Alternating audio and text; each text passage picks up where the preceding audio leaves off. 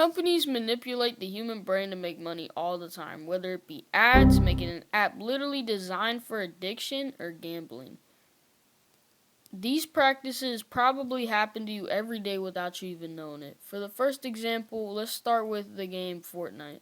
It's made over $1 billion, yet it's a free game. Why is that? Well, it's not because of people generously donating tons of money. No, the world isn't like that. Let's be real here.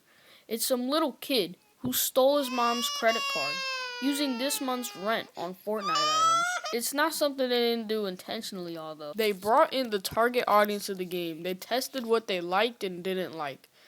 For video games, this isn't the most uncommon thing, but normally the people who bring them in change the game itself for the target audience. On the other hand, the people who made Fortnite made a system so the people who get the game are more likely to pay for the in-game items. A lot of companies attempt at this, but they just don't do it as well. Maybe it's because the developers of Fortnite were also the first people who introduced the idea of a battle pass. It's like a bundle of items all for $10, but you have to work for each item and you have a limited time span to get them all. This keeps people playing and staying immersed. And I've talked to people who bought the battle pass, and I've never met someone who bought one and didn't buy at least two more. A lot of logos have been simplified and more colorful over the years, like this particularly ugly one. They do this so you know the logo without even really processing or looking at it. Take the Apple logo, for example.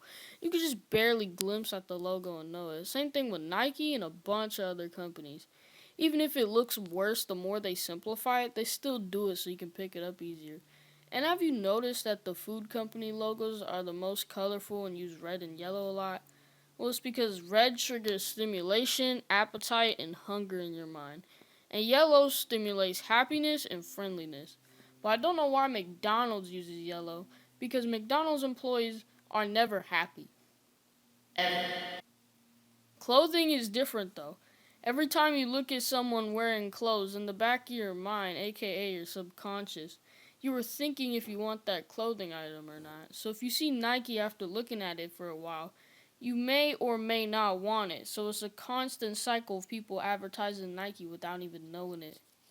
Speaking of advertising Nike, they also have the ads on YouTube and TV, and the technique for their ad making is normally just some inspirational words over some guy running fast and doing some sport. If greatness doesn't come knocking at your door, maybe you should go knock on its door.